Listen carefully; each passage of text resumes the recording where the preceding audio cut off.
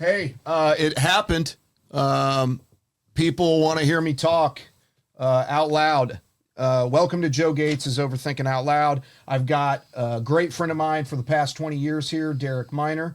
And unfortunately, or fortunately for him. Oh, yeah. Joe Gates is overthinking out loud. All right, run that back. I can hear it all the time. I can see it in my mind. When you're satisfied, I know you are. When you're satisfied, I know you are. Oh, my buddy. How are you, man? Great. Great. Amazing. How long have we been friends, Derek? Ever since college, when you almost beat up somebody at a party. I wouldn't have done that. Yeah, I'm a calm guy. No, he's not calm. And I was 25 when I met you. I'm 48 now. You're 40 now. Yeah. Derek Lawrence Johnson Jr. The whole name. All right. Otherwise known as Derek Miner. Yeah. Formerly known as Pro. Before Derek. Mm-hmm. Okay. You were born in Pontiac, Michigan. Yeah. When did you move away from Pontiac, Michigan? Oh, I was 6. 6. Oh, yeah. So you rarely even remember living in Pontiac, Michigan. I went back every summer, so okay. It was really weird. It would be like I lived in the country throughout the year, and in the summers I'm in the Pontiac is a suburb of Michigan, but it's like the city, like it's the a city or whatever. You know what I'm saying? So and when you would go back there, was it you and mom's going back there to visit? Was it you going to stay with family? Nah. So my grandmother was a very gracious woman. And she would give my mom breaks because my mom would literally work 50 hours a week. It was consistent, 50 hours a week. So she would send us up north, and then she'd work 60 hours a week. Down here? Yeah. While y'all are chilling up north. Mm-hmm. Gotcha. And your mom moved down here. Was there, at that time, you were 6 years old, you moved to Tennessee. Was there a big reason that she left Michigan and moved y'all down here? What was opportunity, man? Pontiac is a small suburb of Detroit. There's not a lot going, especially if you didn't work at the factory, you just didn't really have much at all. So she was on welfare and was trying to figure it out, and she got a job at the Saturn Corporation in Spring Hill. okay? But it would require her to move and leave everything that she knew. So no one thought she was going to do it. My mom is a very ambitious woman. Yeah. She was she's a hustler. She's going to get it. Yeah, she's going to get it. So she was like, I'm moving to Tennessee. And literally did it. One time we was there, next minute we wasn't. So, If you don't mind me asking, where was Pops in all this? What, your biological father, was he my dad, in the picture at all, or? Yeah, he was there, but he was I get my music ability from him. I like to say that. He was a savant. I mean, he taught himself how to read music, taught himself how to play the guitar. He's literally a musical genius. Wow. But him and mom didn't really work out. He had anger issues, so he grew up without his dad. Okay. He saw his dad twice. And the second time he saw him was during the Detroit riots. And the story is, I don't know if this is true, the story is that's how my dad got his first guitar. Is his dad saw him and broke into a music shop during the riots and brought him a guitar. Got him a guitar. That's the story. I don't know if it's true or not. Yeah. But that's the story. But yeah, that was the second time and the last time he saw him in his whole entire life. So, a lot of anger issues. Grew up with my grandmother. My great grandmother. My grandmother was addicted to drugs, so became a thing.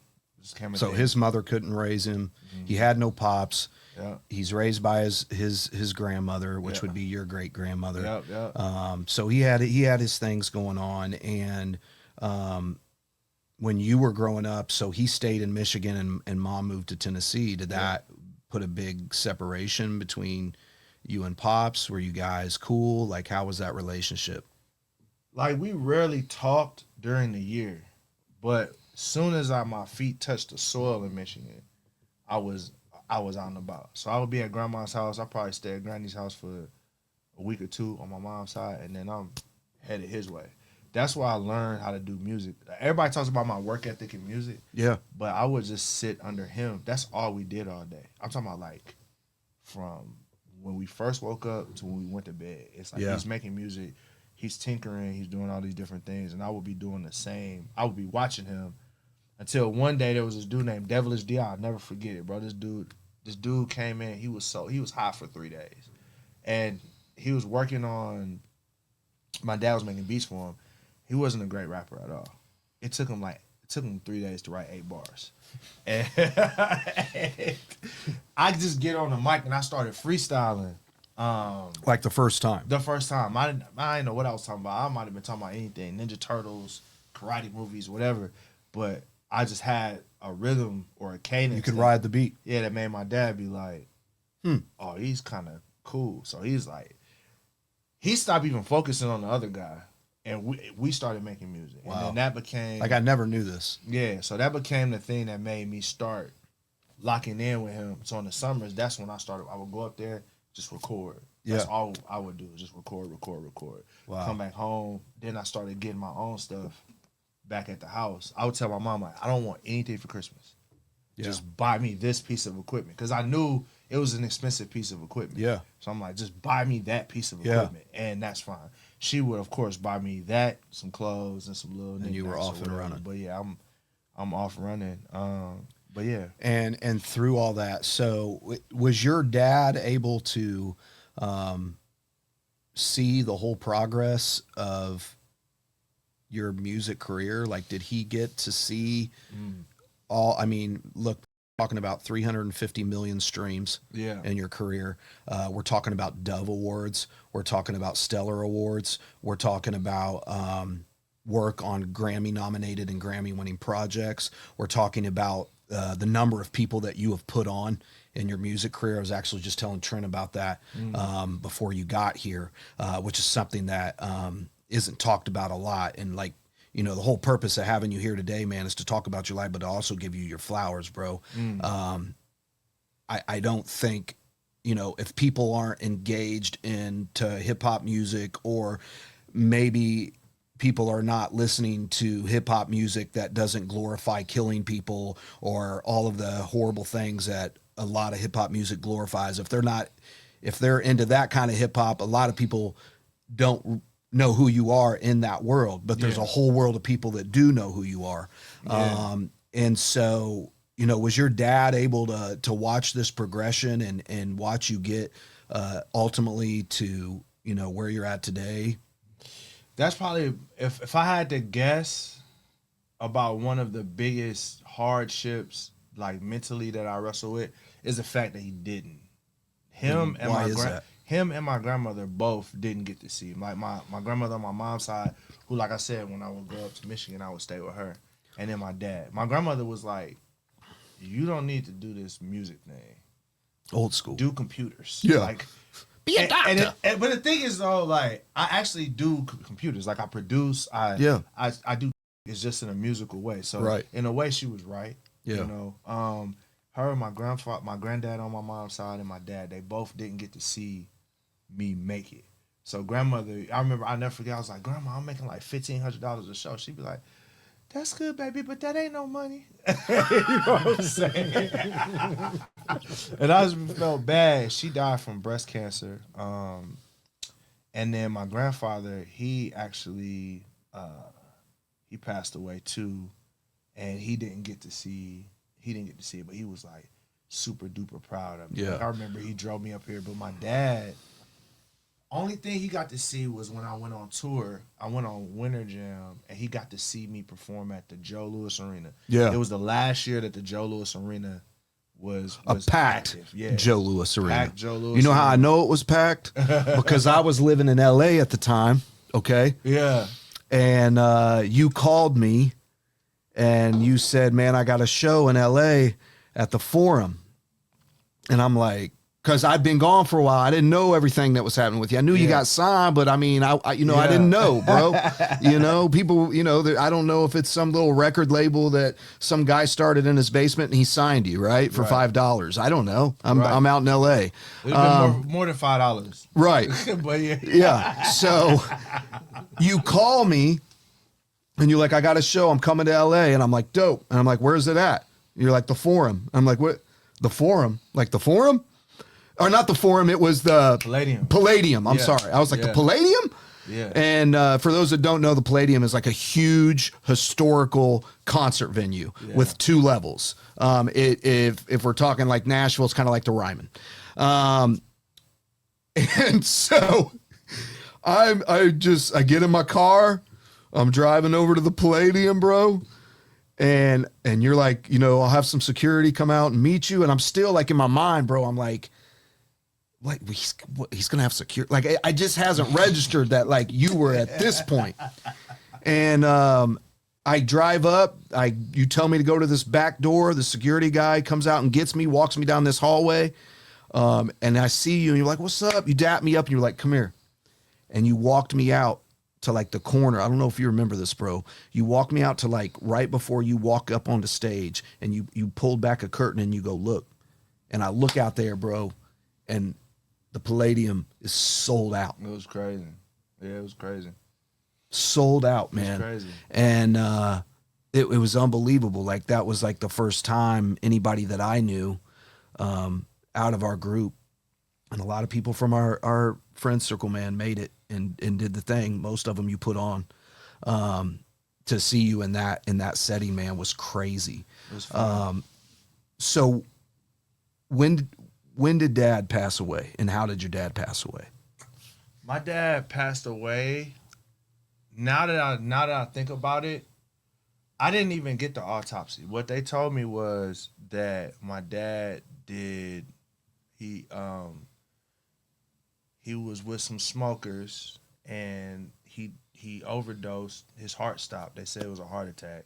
So, and when you say smokers, what are we talking about? So my dad was addicted to drugs, addicted to crack cocaine. Okay. But it was odd because he was around people that did heroin, and that was never his drug. Heroin was never his drug. And it was mostly never his drug because that was my grandmother's drug, and they had beef with each other. You know what I'm saying? So that was kind of like, that wasn't his thing. But honestly, I think it was fentanyl, if I had to guess, because it was such a like aggressive.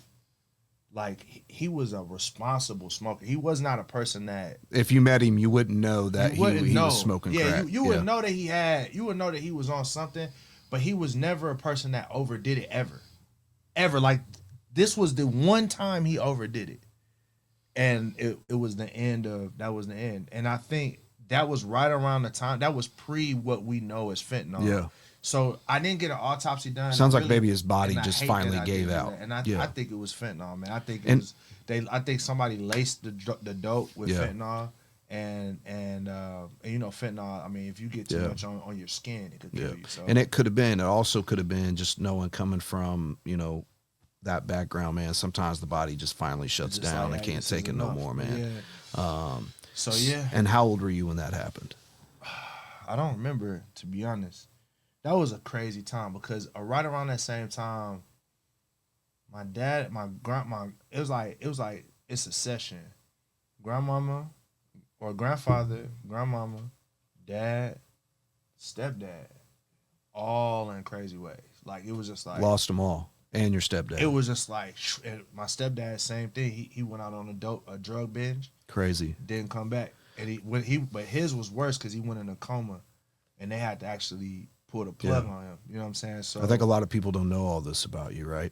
They just see the videos, they see you performing, they see you making music, they see you doing your content. But the one thing folks don't know, especially fans and things of that nature, like, man, you're a human too, bro. You've been through it. You're not just some, Christian rap artist that, everything's fluff and whatnot. Like you were surrounded by people just leaving your life, dying of drugs, people that you were close to. I know how it feels to wish a parent could see you do this. I wish my parents could see this happening right now, right? For real. But from all of that happening at such a close proximity as you were growing in your music career, how did you deal with it, or how did you cope with all of that going on as your music career was going? Were there times that you just didn't feel like doing music, or you didn't have that drive to keep going, or did that give you more drive? Like how did you cope with that?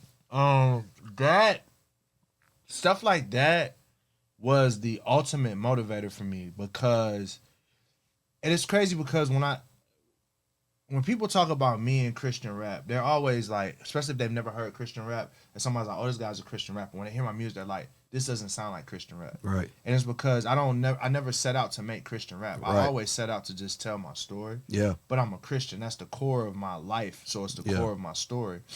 But my music always is edgy. I've never shied away from talking about those things in my music. So my fans, they know the stories. They just don't know them in this form. Right. But they know the stories. The way pre-COVID, it was always, that's why I like when you ask when did it happen, to be honest, it's all a blur. Because I literally just would take everything bad that would happen, and I would go in the studio, and that would be the only place that I felt like I could talk. It would be crazy. Like Therapy. Yeah, it was very therapeutic, and very much the only place I felt unjudged. Yeah. The only place I felt like I could say this, and however I say it, it just is what it is. I never set out to really even make hits. Yeah. I just set out to make the music that was in my heart. So during that time, every time something bad would happen, I go in the studio, and then, or I'm doing something creative to deal with it, to cope with it. When COVID hit, it was different, because I couldn't really, like, all of the, like, I had tours get canceled. This is right around the time. That's how you make your money. Yeah. That's how you take care of your family. Yeah, so now I'm terrified. There's right around the time when Donald Trump was his first presidency, and this is around the time when Trayvon Martin and all the crazy stuff was going on. And for me, growing up in the rural South, like, it wasn't just like, oh, this is on TV. It's like, yeah, I remember being called names and being profiled and all those things. So I was really, really vocal during that time. Yeah. Not knowing that I'm in a world where evangelicals are the ones that are platforming me. So then now I'm going to tell you from my fan base. I want to tell you from the outside looking in. You were vocal at the time, but you were respectfully vocal. I tried, right? To be, you weren't over the top. Like, dude, we've never even talked about like politics or anything in our friendship, and most of me and my friends don't, because one, we could sit here and disagree over politics. We're not going to stop being friends. We're probably going to make fun of each other a lot more, but things of that nature. So I do want to say, like, during that time, man, you did it respectfully.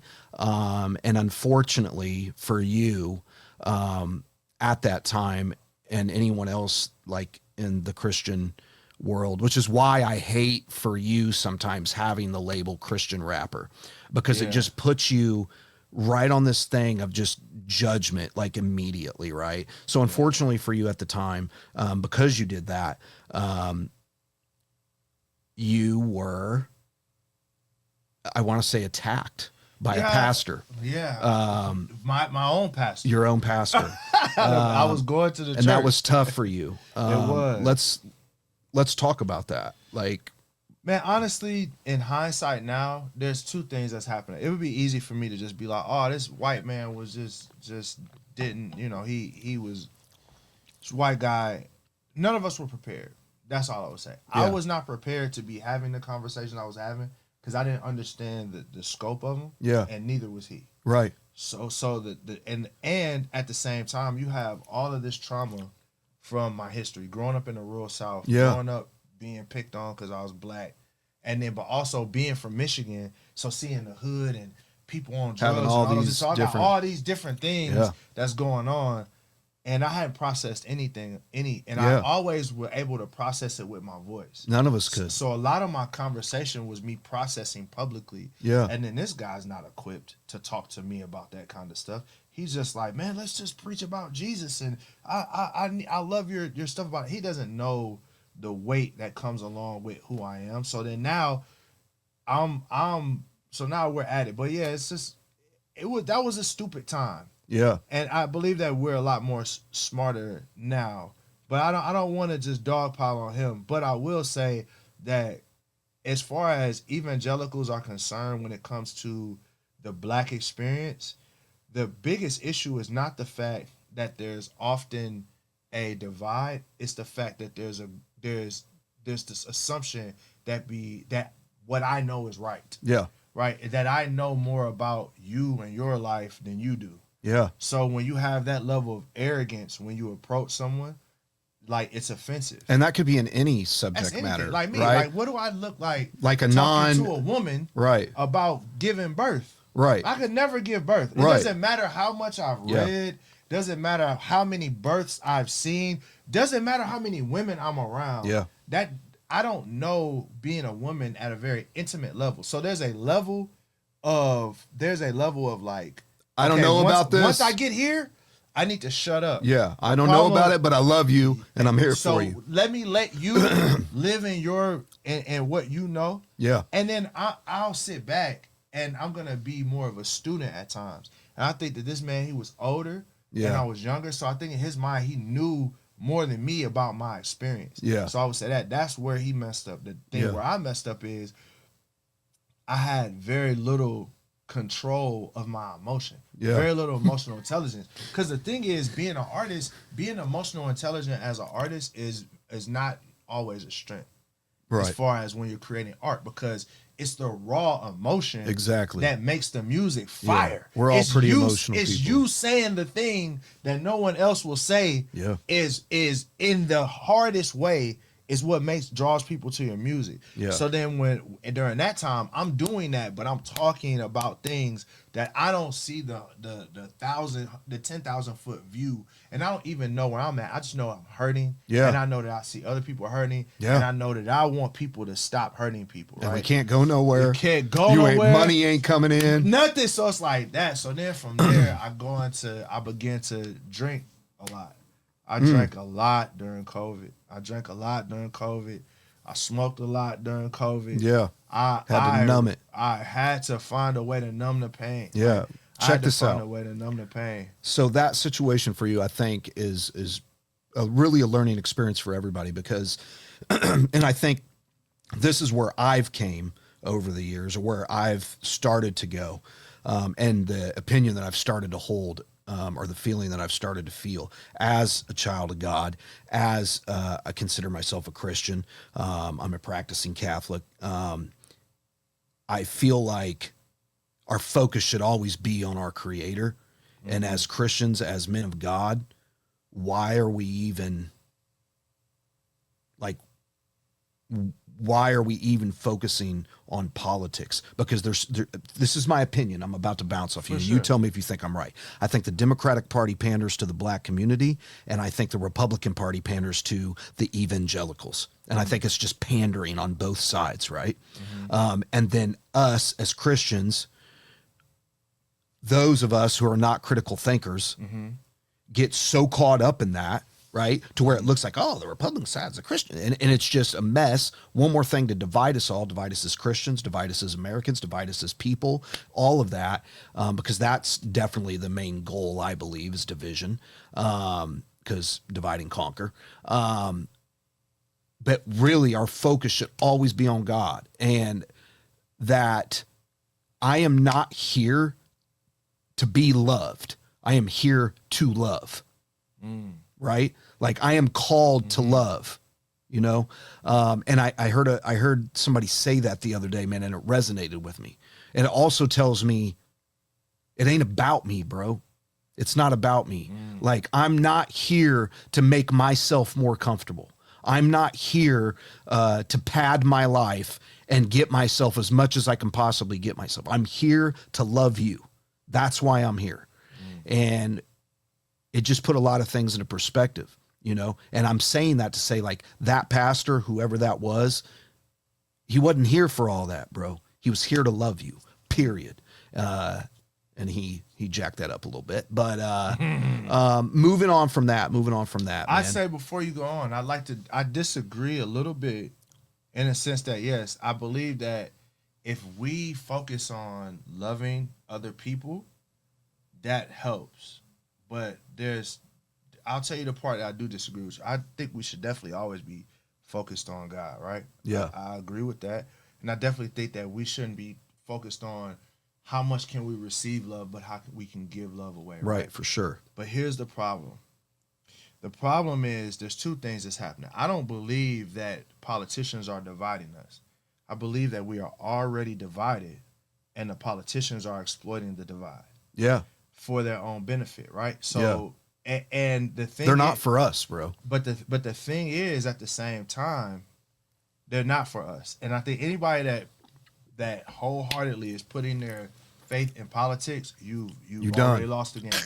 But the problem is, what happens now is politics, like even the right, the conservative Christians, there's a Christianity now that has an undergirding of politics. Yeah. That you would think that is Christianity, crazy. but it's an undergirding. That's of what I'm politics, talking about. right? But The people, pandering. but people don't know it. Yeah. Right? People don't know it because the pastors are in league with the politicians because the pastors want more power Crazy. as well, right? So now there's this confusion, and it's the same way on the liberal side. Yeah. So the reason why I would say that I think that your focus should be on God for sure, but I think the way you see yourself is going to determine how you see God. So if you explain that in depth. so all right, so I have this perspective. The way you see yourself It's going to determine how you see God. Okay. It's going to determine Okay. the way you see yourself is going to determine how you see God, and it determines how you see the actual scriptures, right? So I can go in the Bible. Two people can read the same exact book and come to different conclusions. Why is that? Is it the book different? No, the words are exactly the same. It's how I see myself determines what in those scriptures that I'm going to pull out and I'm going to find comfort in, or I'm going to find as a weapon to destroy somebody. All right, come so on, if I Derek. have a negative perspective on myself and on the world, the only thing I'm going to find in the Bible is wrath, destruction, and damnation. That's all I'll find. I won't find anything other than that because my perspective is a traumatic perspective of I deserve wrath, I deserve destruction, and I deserve damnation. Therefore, when I read the Bible, that's the only thing I see. Yeah. But if my perspective is that do as thou wilt, everybody should go and get along, that there's no discipline, God just forgives everything, right? So when I go to the scriptures, I'm going to overlook the punishment, the wrath, I'm going to overlook all of that. And all I'm going to see is God as somebody who has no discipline. God has no justice. He only wants you to just do whatever you want, right? So what I mean is I think that you should focus on God, but I think also while you're focusing on God, you have to focus on yourself and remove these traumas that prevent you from being able to see God for who he is. That's going to take prayer, spiritual health. It's going to take physical health, and it's also going to take mental health. Oh yeah, that's a big one. And if you are mental, when you read the Bible, you're going to come to mental conclusions. Yeah. And I think that that's part of the problem that we have now is we just give people platforms and we just listen to people that have very destructive views of Giving themselves. crazy people like Joe Gates And- platforms Not just- to But when you just think about it, how can a person look in the scriptures and say everybody except black people is going to hell? And then another person look at the scriptures and say everybody but white people is going It's to hell. wild, bro. It's because But I think those their people perspective. I think that's a very small group of people. It I think is. most people are me, you, Trent over there. Like I think that's most people. But let's take that off. It's the same people that can go to the scriptures and say, you can do whatever you want. Just ask for forgiveness. That's almost Satanism, but whatever. But there's a lot of people that's like, they if you were to ask them and challenge them, they wouldn't say that that's what they believe. Yeah. But in their actions, that's what they believe. Okay. Right? And then there's other people that's like, if I make any mistake, God is going to punish, abuse me, and throw me into hell. It's because you've only seen punishment and abuse your whole life. So one of the issues I struggle with is the scriptures where the Bible talked about God being a loving father who disciplines his kids and God being a loving father who would accept his kids. like that was hard for me to wrestle with because I had never seen what that looked like. Like my What dad, do you mean you never saw what that looked like? my dad was a good man, but my dad was also very, very traumatized, and he was warped. And then my stepdad was the same way. My stepdad was in an abusive religious household. Like he was told he's going to hell for anything. Going to the movie hell in his house. And where in the family he grew up. So I only saw either my dad who was like in the streets or my dad who was religious that hid his stuff, right? So I didn't start to Not good male role model figures so I for didn't you. get to understand the scriptures about God being a loving father until I was able to be a loving father. Yeah. Have to figure it out. Then guess what? Now when the lyrics where I used to write about how my dad I hated him, he hurt me so bad. Now with me being on the other side of fatherhood, man, I actually have forgiven my dad because I'm like, man, you was 26 years old. You had never had a dad, and nobody showed you anything.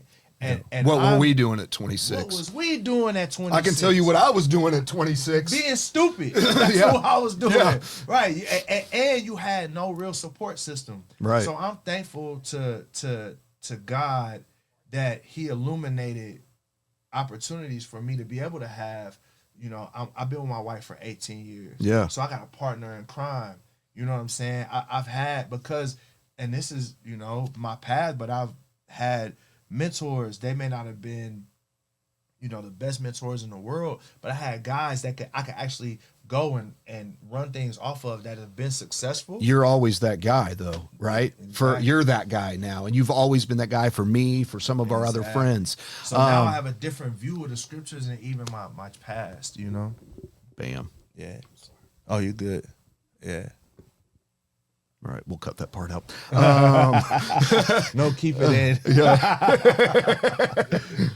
All right.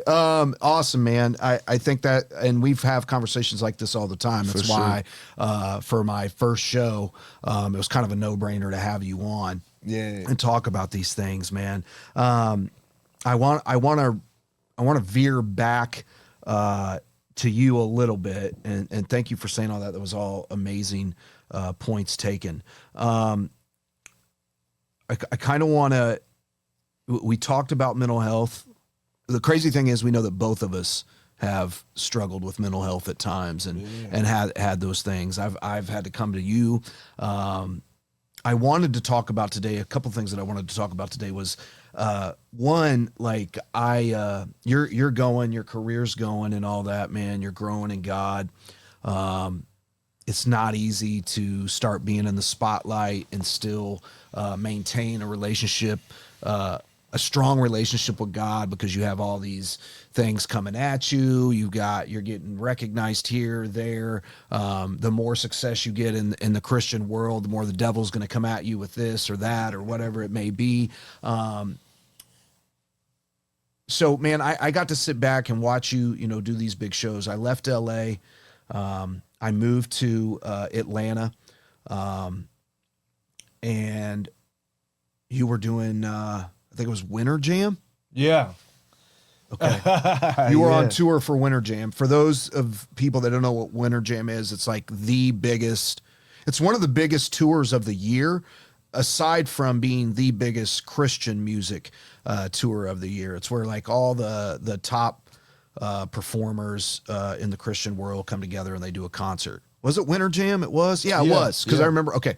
So, man, me and another buddy of ours, Chris, were watching you perform, bro. There's what arena was that in Atlanta? Oh, it was the big joint. Yeah. Is it Mercedes now or? Nah, it was the one before that one. Whatever. Yeah. A bit where the Atlanta Falcons play football. And we watch you, man, and we're seeing you perform in front of all these people, man, and it's a great feeling. I'm like, I know this guy. Man, you get done with the show, you have an amazing show, man. You come and grab me and Chris. We go get on the tour bus, man, and man, we're chilling. I'm like, wow, I'm sitting on the tour bus. You're signed to Reach Records, which for those that don't know, that's Lecrae's record label. Lecrae put a lot of people on as well, like people like KB and Andy Mineo and a lot of those guys. We're on the tour bus, man, and like I remember, like Chris and I, man, we were like so excited for you. And we're chilling, and this is how I remember it. Okay, I'm going to explain to you how I remember this. Okay, we're halfway, kind of almost halfway point of your music career, right? Like, or are we right at the beginning? However you want to. We're not at the beginning. We're a little bit past the beginning of your music career. You just signed a deal with Reach Records. Phase 2, I would say. Phase 2. We're at phase 2. We're on the tour bus, man. You just got done performing, man. There's, some executives there. There's some business guys, road managers, things of that nature around. And I'm standing there, man. I'm with you. I'm so happy for you. And this executive fellow for Reach comes on the bus. And he's got he just got off the stage performing in front of 15, 20,000 people, like. And you come out, man, and you look at me and you say, man, they just dropped me from the label. I'm going to explain to you even further my mind. At that moment, in me, a little bit of a loose cannon. I was ready to go into like attack mode. Like as somebody from the outside looking in, man, that impact, like that made a dent, like in my mind, like that. I never forgot that. Because at the time, my opinion of the way that was handled, I think it was, you were just done with your second album with them. Is that correct? Okay. The way that was handled, I thought was very unprofessional and horrible timing. But I'm not in the music industry. Maybe I don't know enough about the music industry to know that. I just remember how sad you were, and how hurt you were. And I wanted to say something. And, of course, Chris was like, man, don't say something, chill, bro. But it just didn't seem right to me at the time. I don't know the backstory, Derek. I don't know how all that took place, but I want you to maybe talk a little bit about that leading into where you're at now and the doors that opened after that situation. Yeah, that probably, not to bring up the past or anything, but I was there, so I want to talk about it. Probably was the hardest, most painful, gut-wrenching point in my career for a couple reasons. Because you had it all. You finally happened. You finally got there. Yeah, it was a couple reasons. And for those people that know me know, I always want to be fair in my assessment. So I'll say, yeah, the way that was handled was very insensitive in the sense that, it's like somebody being at work. It's like being at work and at a job where things are going really, really well. And rather than the upper management waiting until after you're done working, they come to you right on your lunch break and say, hey, we're concluding this thing. Was the tour over at that point? No, I still had a whole another month of touring left. So they were just trying to get it out the way. Since I was in Atlanta, they were based in Atlanta. Like, let's just get this out the way. And that I think that's the reason why it hurt so bad, is because I felt like when I joined Reach, I never joined it because I felt like I needed a record label. I joined it because I felt like I was locking arms with brothers in Christ. And that I was like, man, I finally found people that they're super talented and they look like me, and man, we believe in the gospel. And one thing I would say is, like, man, I learned so much about the Bible and just life being at Reach. But how that particular situation was handled, it was very brutal for me. It was very, very brutal. So brutal. Is it something that, and be honest, man, is it something that you still kind of hold on to? Is there still resentments harboring there? Not anymore. Okay. I processed it all. And here was the processing of it. The way that it happened was very, very bad. It was rough. And I'll be honest, it sent me into a depression in a hard way. Yeah. Because this was also, Reach was doing this, still doing this. And I felt like I was doing this. Yeah. You know what I'm saying? And I was like, dang. And then I was like, this is the only success I know. Everything prior to this was just hard work. Yeah.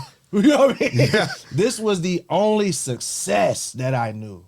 So it was like, holy crap. Now, what the outcome of that was, I remember after it happened, I told my mom and my wife, and they were excited. And I was confused. Like, why are y'all so excited? And I remember being at the dinner table, tour was over. And it was that, like, when I say they dropped me, like after that day, they just took all the work that they were doing.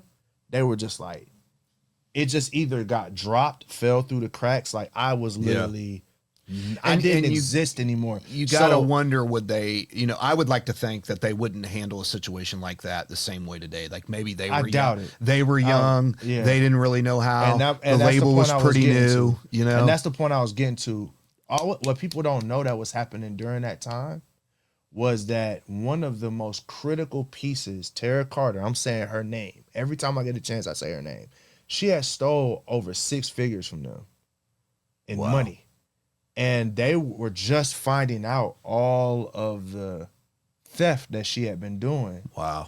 And they were getting rid of, any pieces that they felt either weren't profitable or moving in the direction that they wanted, which I'll get to me in a second.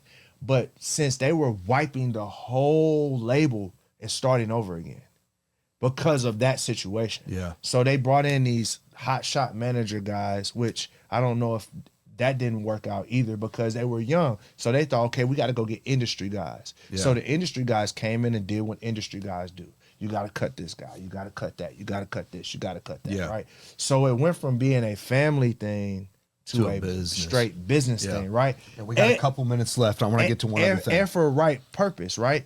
So that's what was happening. With me, to clear up stuff, I said I was getting dropped. It wasn't that I was getting dropped. It was just that my 2 albums was up, and they were like, we can't help you anymore. Right. So for me, I always thought, like, we gonna be brothers. Like, this was a family. And that was my first time being like, oh, no, this is business. Yeah. Right? That's, you know what I mean? Experience. Business. It was like, welcome to the music industry. That was my first welcome to the music industry moment. But what I'll say is what my mom and my wife said was, like, you're too content with being a chef in the kitchen as opposed to having your name on the building. And this is God putting your name on the building. He's just not doing it in the way that you want. And since then, we built a record label, we built a distribution company, and I've put on more artists than I can imagine. You have. And had I not left and did that, then there would be a whole group of artists that never got opportunities. You are correct, and I've watched you do it. That's Reflection Music Group. You founded Reflection Music Group. Was it you and Doc together that found? Okay. Yeah. Derek, you've been a Billboard charting artist numerous times.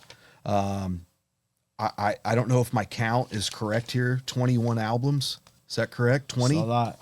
It's a lot. Mixed. If you include the mixtapes, it's definitely at least 21.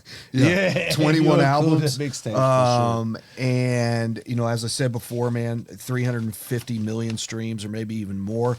If you watch any sports at all on TV, NFL or NBA, you are going to hear Derek Miner's music. You'll hear your music. You hear it all the time in breaks and half times and everything. So much so, I think I called you one time. It's like, bro, how much money are you making with these sports songs, dude? I gotta know. Enough to keep doing it. And man, brother, I'm so happy to have you here.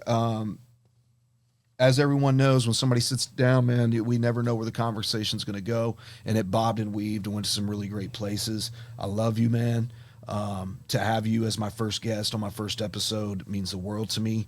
And hopefully I'll have you back sometime soon, man. It's an honor, bro. I'm excited.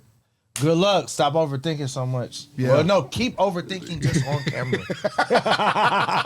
So we can make some money. I can't help it, bro. I can hear it all the time.